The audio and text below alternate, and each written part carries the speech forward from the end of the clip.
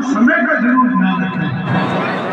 बाकी कार्यक्रमों में लेट हो तो चल जाता है, लेकिन ये दोनों राष्ट्रीय कार्यक्रम हैं, गणतंत्र दिवस और स्वतंत्रता दिवस।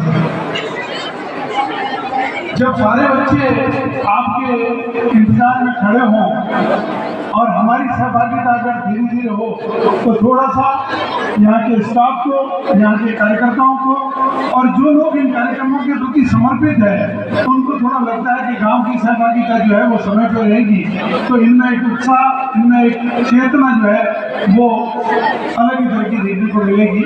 मैंने जो कहा उसको अन्यथा न लें, मैंने महसूस किया वो मैं आपको शेयर करता हूँ, क्योंकि मेरा और आपका सबका ये नैतिक उत्तरदायित्व बनता है कि इस तरह के राष्ट्रीय जो पर्व होते हैं उनमें हम अपने आप को सहभागिता भी तय करें और समय का भी ध्यान रखें, जिससे कि हमारी पीढ़ी हमसे सीखे कि हमारे गांव वाले हमारे सामने एक नया आदर्श प्रस्तुत करते हैं। मैं उन सभी गांव वासियों का और स्कूल के स्टाफ का बहुत तहे मन से अभिनंदन करता हूँ कि आज जिस स्कूल में जहाँ से मैं पढ़ के गया 5th तक थी, आज 12th है, और आज राजस्थान में अपितुना के जिले में अभी राजस्थान में भी हमारे स्कूल का परिणाम, हमारे स्कूल का अनुशासन और हमारे स्कूल की उपलब्धियाँ एक नया परचम, चाहे वो खेल के क्षेत्र में हो, चाहे शिक्षा के क्षेत्र में हो और चाहे अन्य गतिविधियों के क्षेत्र में हो, आप सभी के प्रति मैं दिल से ये कृतज्ञता ज्ञापित करता हूँ कि ग्रामवासियों के सहयोग, उनके सकारात्मक एटीट्यूड, उनका सकारात्मक सहयोग और अध्यापकों के निष्ठा, समर्पण और शिक्षा के प्रति उनका जो कमिटमेंट है, जिसकी वजह से आज जो समूह जो नवखोज बैठी है और जो बालिकाओं का जो रजिस्ट्रेशन, जो पंजीयन शिक्षा में देखने को मिलता है, मैं उन सभी अभिभावकों को और उन माताओं को इस बात के लिए उनका वंदन करता हूँ, अभिनंदन करता हूँ कि हमारे स्कूल में बालिका शिक्षा का भी बहुत अधिक रूप से एक पंजीयन या रजिस्ट्रेशन की संख्या देखने को मिलती है। और निश्चित रूप से पूरी की पूरी तकनीक, पूरा का पूरा जमाना, पूरा का पूरा विचार बदल रहा है। हम सबको उस विचार को समझना पड़ेगा, देखना पड़ेगा और उसके हिसाब से हमें बच्चों को शिक्षा के लिए प्रेरित करना पड़ेगा। आने वाली तकनीक के प्रति बच्चों को उसमें समझने का और उसके प्रति सजग रहने का जो है वो भी एक अंदर मन में भाव पैदा करना पड़ेगा। अभी जो आपने एक नाटक देखा, शायद ये नाटक हर घर का नाटक है। ये नाटक बच्चों के लिए नहीं था, ये नाटक हम लोगों के लिए था। बच्चे तो ऐसे कच्चे घड़े हैं जिनको आप जैसे चाहोगे वैसे बन जाएंगे, लेकिन ये जितना भी बच्चों ने जो प्रस्तुति दी सोशल मीडिया की, ये हमारे लिए है कि हम बेवजह की चीजों में अपने आप को खड़ाए रखते हैं और बच्चों के प्रति, संतान के प्रति, समाज के प्रति और अपने उत्तरदायित्व के प्रति लापरवाह होते जा रहे हैं। और दिन ब दिन हमारे बीच में संवाद खत्म हो रहा है, हमारे बीच में वार्तालाप खत्म हो रही है, हमारे बीच में सहयोग खत्म हो रहा है और इससे समाज टूटता है, देश टूटता है, व्यक्ति टूटता है, मानवता टूटती है, स्नेह टूटता है।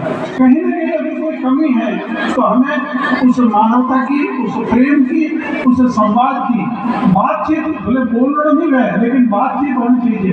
मतभेद होने चाहिए, मतभेद नहीं होना चाहिए। गांव में हर व्यक्ति को अपनी बात कहने का, विचार रखने की स्वतंत्रता है, लेकिन वो मतभेद हो, मनभेद नहीं हो। अगर मनभेद होगा तो गांव का विकास नहीं हो सकता। आप मतभेद रखिए, मैं अगर कोई बात हो, आप अगर मेरी बात से सहमत नहीं है, ये आपका अधिकार है, लेकिन आप वोट बोल दो, हम मारो बोलो ही नहीं, या मारो आड़ी करो या मुँह आपको आड़ी करो, केड़ो गाँव का विकास नहीं है। अगर गांव का विकास करना है तो मतभेद रखिए, मनभेद मत रखिए। ये स्कूल आपकी है, ये मंदिर आपका है, ये मठ आपका है, ये सड़क आपकी है, ये सारी जन सुविधाएं आपकी है। जन सुविधाएं जन भागीदारी से निर्धारित होती है और जितने गांव के लोग सजग होंगे उतना जो है आपका गांव, आपके बच्चे, आपके परिवार और आपका समाज उन्नति करेगा। ये मान के चलिए। हम अकेले आदमी कुछ भी, कितना भी बड़ा हो जाए, कितना भी समृद्ध हो जाए, लेकिन वो कुछ नहीं कर सकता। लेकिन अगर गांव का सहयोग, व्यक्तियों का सहयोग, समाज का सहयोग और भाइयों के सहयोग के बिना व्यक्ति न कभी चला है, न नहीं चल सकता है। मैं आप सभी से कहता हूँ कि बेटियों को, बच्चियों को आगे आने का मौका दीजिए, उनको शिक्षा के खूब अवसर दीजिए, उनके रोजगार की बात कीजिए। और मैं अध्यापकों से और यहाँ के प्रशासन से और यहाँ की ग्राम पंचायत से और गांव के उन गणमान्य लोगों से मैं दिल से अपील करता हूँ कि आप लोग जैसे अभी मंदिर में गुरु महाराज के देवगमन के बाद जिस तरह से लोगों में एक गांव के काम को समझ के जो हमारा भाव पैदा हुआ है, ये स्कूल मैं समझता हूँ सबसे बड़ी ऐसी भूमि है जहाँ आपका दिया हुआ जो है वो आपके सामने बड़ा होता हुआ दिखाई देगा।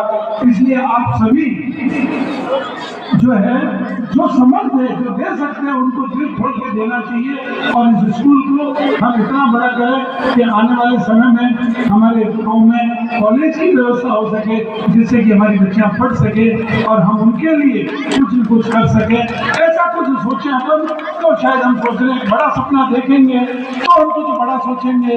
और हमें समझ चाह रहा लाइसेंस मांगो तो कोई नहीं दे रहा। अगर आप तोप का लाइसेंस मांगोगे तो आप बंदूक ले पड़ोगे। तो मैं आपसे ये कहता हूँ कि सपना बड़ा देखो, काम बड़ा करो। अगर आपने कोई उद्देश्य, कोई विचार, कोई पवित्र भाव लेके बढ़े हो तो पैसा और सहयोग भगवान देता है। आपका उद्देश्य पवित्र होना चाहिए। मुझे आप लोगों ने यहाँ बुलाया, मेरे लिए इससे बड़ी कोई उपलब्धि नहीं है कि मैं इसी तरह से, इसी जमीन से, इसी स्कूल से पास हुआ और आज मुझे आप सबके सामने बात रखने का आपने अवसर दिया।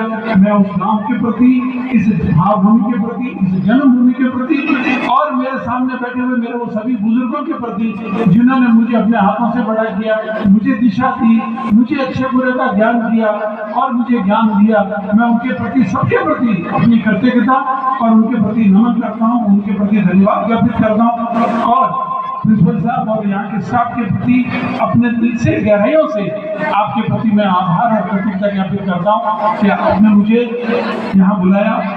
मैं जीवन पर्यंत इस बात के लिए प्रयत्न करता रहूँगा कि जब भी मुझे कुछ अवसर मिलेगा मैं मेरे गांव के और इस स्कूल के प्रति अगर कोई ऋण मुक्त होने में जो भी सहयोग कर सकूँगा, जो मेरी हैसियत है, मैं उसके हिसाब से हमेशा जब भी मुझे किसी भी तरह का कहीं भी कोई भी रूप में अगर मुझे आप आदेश करेंगे, मैं आपके आदेशों की पालना करूँगा। और आपके प्रति हमेशा मैं ये कहता हूँ कि जीवन पर्यंत मेरा एक भाव जो है वो मेरे जमीन के प्रति, मेरी जन्मभूमि के प्रति और स्कूल के प्रति सदा रहेगा।